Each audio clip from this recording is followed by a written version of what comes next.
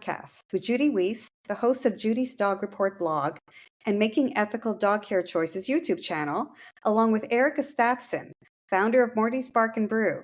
We're two friends just talking about life with dogs. Hi, Air. How are you today? Doing well, Judy. Thanks. How about you? I'm good, thank you. It's Friday. I'm inside and we're having a snowstorm starting here, so it's all good. Yeah, we have really strong wind today, and it's also garbage day where I live today, so there's a little, you know, trash flying around happily. It, Oh, it's oh, gonna be clean tomorrow, but hey, well, no if that big was deal. happening here, and if my pup Casey was at the window, he'd be going nuts watching all the trash blowing around in the Oh wind. yeah, that's my young pup does that. My young pup just like, Ma, UFO flying, and Yeah, I thought, nope, anything moving, that's yeah.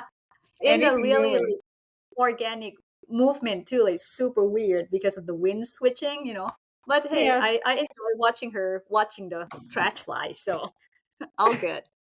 it's all good.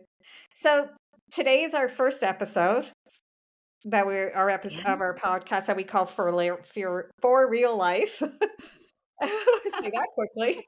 it, And and said it three today we times, right? decided we're going to talk about what's involved with getting a dog.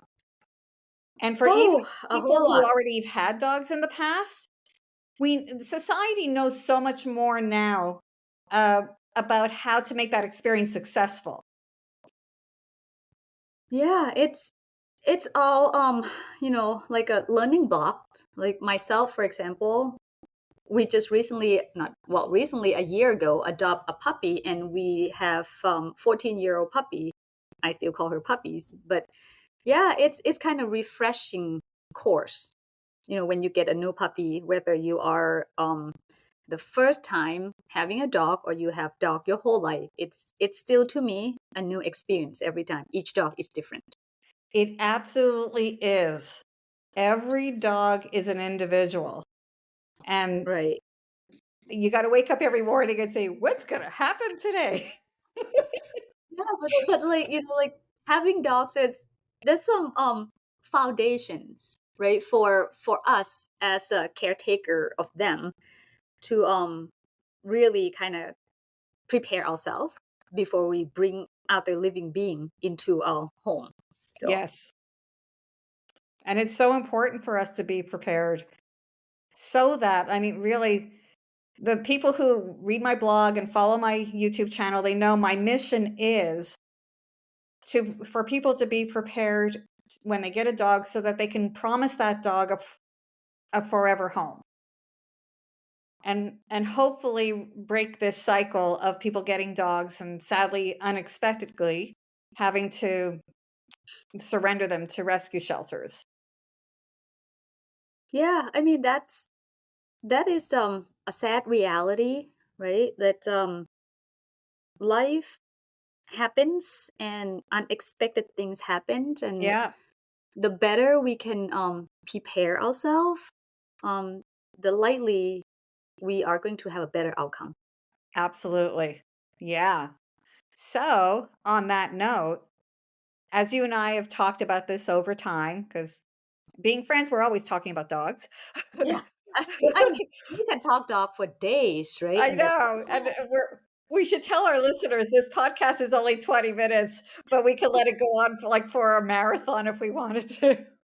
that's why we time ourselves, right? It's just all right. Let's just make sure that we respect others' time, even though we have fun, and we are hoping that you will have fun too. So We do hope we so. might We feel hope that. that this Yeah, is a fun experience for everyone who's listening right now. And we do thank you for tuning in. So, definitely. so you and I have talked about the physical environment is probably primarily the most important thing to think about before bringing a dog or a puppy into the home. Right, And because we know from it's experience, not only like personally, and also my followers know that I've been working with dogs for almost 20 years.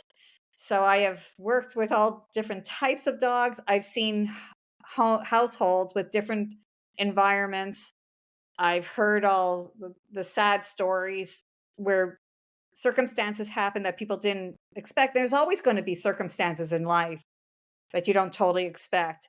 But if you can somehow foresee some of the things that happen to people, which could happen to anyone, such as illness, job loss, something to do with your finances where it impedes on your ability to pay for the care for the dog, from everything Hmm. grooming, vet bills, food, all of that. Now we can't plan for everything, but at least if we have a backup plan, if these things happen, some kind of black backup plan, then we're increasing the odds that that dog or puppy will never see a shelter in his or her life. Right. It's when things go well, people don't think about the unexpected, right? But when the unexpected hit and we don't know what to think. And so Yes, it's to your point that let's be a doomsday planner. I'm just kidding. No. Let's just lay out what worst case scenario, what could happen should things happen. How would you manage the situation to help your dog right, stay right, comfortable as much as you possibly could. right. Yeah. Yeah. Well, because I mean, we as human beings, I think a lot of us really do try to plan our lives out Well, in certainly. general in Yeah. that way, and things don't always work out. Right. Um, but I think when it comes to owning a or having a dog in your home, I don't like using owning. People who follow me know I like using the word guardian. um, but the backups could be simpler than the backup plans, I should say, could be simpler than what we have to do for ourselves. Like, for example, if our finances are such that we can no longer afford our mortgage, there's only Hmm. so many options we can do. But if that happened while we owned a dog, if we had a backup plan of somebody, whether it's people's kids, their nieces, nephews, cousins, friends, neighbors, sort of like the god guardian for the dog, and say, look, if anything goes wrong, would you be willing to take Fluffy Hmm. and take care of Fluffy as long as you can? And then have even a secondary person who agrees to that, so that if person A can't fulfill that promise, then hopefully person B can. Hmm. Yeah. Just just listening to you while you're talking, and I have this like kind of funny thought. It's I think some people might have already start doing this. That you start a fluffy account. Right? It just like it's a type of saving, but it's more of Yeah. a expense. Like when you say the finance planning, right? Yes. When we bring a dog into our home, it, it's obviously going to cost money. It Yes. just right, not Yes. just the time that you will spend um helping the dog learn the rope around the house and things like Yes. that, but also the financial aspect of it that And that's a we don't huge much talk factor. about. Right? It's like Yeah, financial is an effort for me, but it's necessary that you have to talk about it, especially absolutely. if you have multiple dogs in your household, right? And to set aside some of the monthly allowance for each dog. This is Right. kind of funny to talk, but it is to me quite practical. Like put it aside just in case something happened to you, or if you already have pet insurance plan, that is great. Some people don't believe in it, some do. That is, again, personal preference, but it just something that you could count on when At the least unexpected it's, and it happens to you. certainly helps than not doing that at all. Right. It's to me it's a peace of mind Yes. to know that my dogs would be taken care of while I am out of commission, hopefully temporarily, things like Yes. that. And it's scary thoughts, think about, oh my gosh, what's gonna happen to my dog if I'm not here? It's really Yeah. scary. So even on that note, my followers know I have a blog called The 5 Things You Need to Know Before Getting a Dog. And the fifth thing is about final planning. And people Mhm. don't want to talk about it, but it's about what happens if you, the dog's guardian, gets incapacitated, or Mm-hmm. I don't, it's even difficult to say it, or dies. Mm-hmm.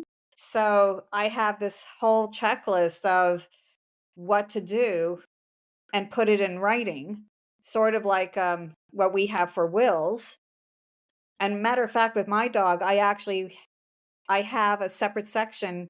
I call it the pet clause, and it's a separate section with specific instructions of what my Mm-hmm. wishes are should both my husband and I be gone. That the people to contact who have agreed to take them.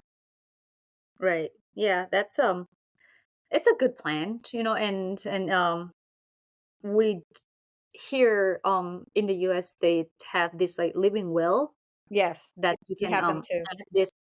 add this thing to your living will, and it's a live document basically, Yes, but it's at least it's a framework, right? yes. On legal framework that how your dogs would be taken care of should you not there. And even so, I had a discussion about this with my puppy Casey's breeder. His contract insists that if any reason I can no longer take care of him, and this is what he does with all his puppies, that it's required that he gets first option to take the puppy back at any Mm-hmm. point in his life, in my dog's life. And so I Right. said to him, I said, "Are you okay if I put your name in my will?" And he said, he said, "Sure, do that."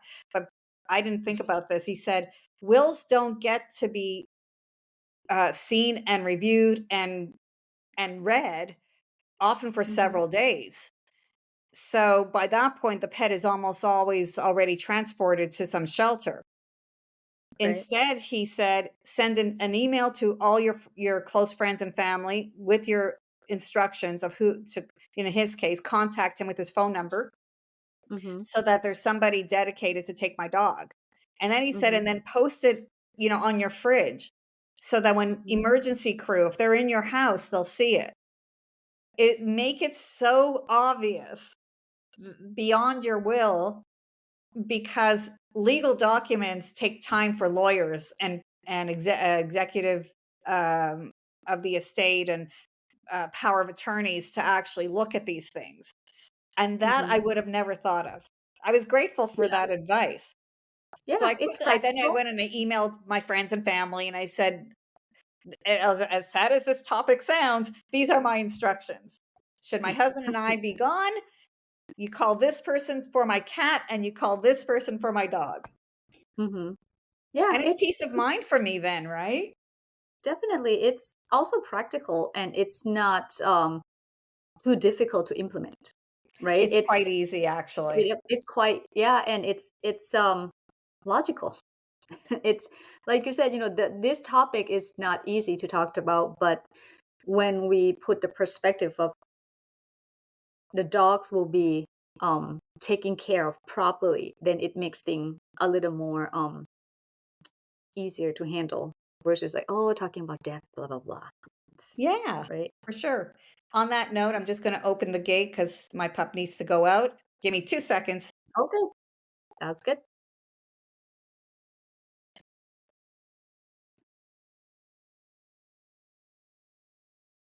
So here we are again. It wouldn't allow me to pause. Might figure that out in the future. But here we are again. My dog is outside. So Back yeah, from the it's potty break. right.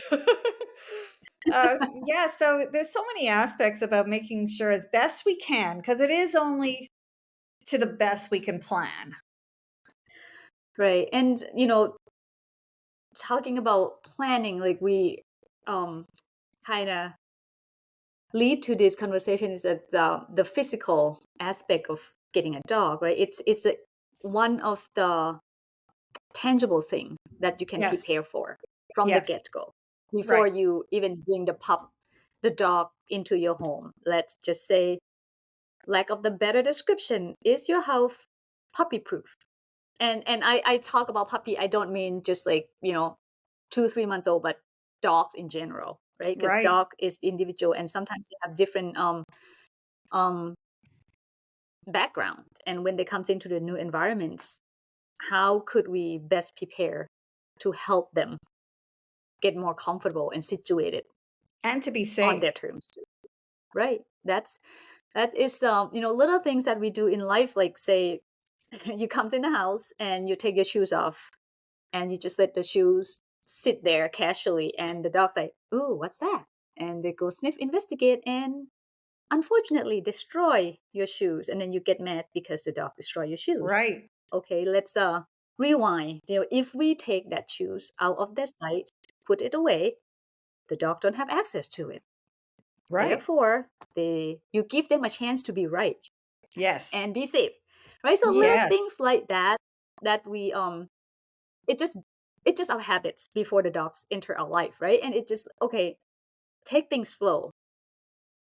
That's would be I'm just talking to myself here. I love to move fast and it's like okay, take things slow, learn the tempo of your dogs and this thing you do it and it just kind of habits. I now have a habit of put my shoes in the closet right away. Me too. And my older dog never had problem with that. I didn't do that with her. I'll tell you this much. I did not do that with my dog, my old dog Morty's, right? And I just take the shoes off, and she just sniffed, but she's like, not really interesting that much. So she just go do her Wow. own thing. But my That's so young one, unusual. I know she has her own preference, right? And so like she does not destroy, she just sniff it like most dogs do, but she's like not chewing on anything. But my young dog was like, "Ooh, shoes!" And it's a whole different ball game with my young dog. Yes. So I was like, "Oh, thank goodness I have that habit built in." Right. So that Right. little things like that. Yeah. Yeah. Yeah, and because So the environment that we set up for them, and like you said, is to set them up for success. hmm And that's it's good. all like a foundational thing about dog training is set them up for Right. success because Yeah. it's so much easier to reinforce positive behavior that we enjoy and we want, desirable behavior, than it is to undo undesirable behavior. Yeah. And same with trash, right? If you used to have a trash bin outside, not outside, like in the open area in your kitchen, and Yes, your dog find this opportunity to dig in and just like enjoy the time digging in, and then you come home to the surprise of trash everywhere. It's like, oops, I did not set you up for success. Yes, you are going to get mad. We are only humans, but again, I keep reminding myself that just pause and think why this happened in the first place. right, Right? Not the how. I know the how, right. but the why. It's like, We all why know how this? it happened. I don't know. I have no idea. Ooh, who dig into my trash, right? Yeah, It's just like how. I already know the how. Why this happen in the first place? right, I did not prepare the better environment for my right. dog to succeed. So And like that the little big things, one of the biggest issues is counter surfing, table surfing, all of right, that. right. And even a dog that's older, when you bring them into your home, it's basically a clean slate in some ways. Mm-hmm. That if you prepare the environment initially with no easy access to food, Mm-hmm. tables, counters, whatever, then it's almost like they're resetting. They often won't Mm-hmm. if you keep that up for a period of time when they arrive at your home, and I don't have a formula of how long that should be, if they don't Mm-hmm. get to practice it in your home, they may never do it, even if they did it in their prior home. Right. So it's all about setting it up to be for them to have success. So you know Yeah. what? So. We're approaching 20 minutes. Mm-hmm. What would you say to sum up our conversation today? Well, I would say, when you plan to bring a dog into your home, this is gonna sound silly, but it's try it out and tell us what you think. Just practice with the invisible dog. What When you walk the dog into the home, what do you see? Right? And it's like like I said, just choose, for example, that what is your habit regularly without a dog first, right? And then when you bring a dog, what could you do to set them up for success? That just to me it sounds silly, but it's really worked when we think about um from the dog perspective, lack of And visual to especially, describe here, but it I was going to yeah. say that especially whether people have had experience with having a dog in their house, living with them before or not, every dog is an Mm-hmm. individual. So the number of Right. people I've had with my dog training business telling me I've had, the dogs I've had in my life, I've never had these problems. And I say, well, how many dogs did you have? And usually it's no more than 3 in their whole lives, right? Right. And I say, Right. that's only 3 dogs. Out of the general population of dogs, you were really, really lucky, Yeah, right? So definitely. I think that So even people who it have evolved. experience need to do Yeah. some research from other, and it's everywhere on the internet, people's experiences of what went wrong where they had their dog left alone, or they left their shoes, or because then we learn from other people's experiences, even if Right. we had a dog and they were so perfectly behaved, if we can only wish for that, or that if someone has never had a dog, it's a good Mm-hmm. way to find out from other people's experiences. And even there's lots of websites from actual dog trainers that Mm-hmm. you can learn what dogs do just because that's what they do, such as many dogs will chew up shoes, many dogs will counter surf. And what counter surf means for our listeners, in case they don't know, it means if they can reach the counter and there's food, they're going to take it. So, Yeah. Or toys or or anything that might pique their interest. right. Well, and that could be even on the floor. So if you have children, it's important to keep the Right. children's toys away. That's a whole other topic, dealing with children in the home with a dog. And we will talk about that in the future for sure. So yeah, I Yeah, think you're it's, right. I think just it's about imagining after doing all this research, or if you already know mhm. from problems you've had with a dog before, it's a really good idea to set up your environment for success. I totally agree with you. That's so cool. Right. Yeah. Okay, And so it just, like again, yeah, like I was gonna say again, we are almost out of time. we Man, are out time of fly time. by. Only because we've told people who are listening that if we wanted to, we can make this a marathon. I know, right? We'll just take a potty breaks every now and then, but we won't do that to you. Anyway, Air, this was delightful. It's always fun to talk dogs with friends, right? Always fun to talk dogs with friends. So we'll call it a show for now, and I'll see you next time. Until next time. Bye, Have a great everyone. one. Thank you for listening. See you Thank you, next everyone, time. for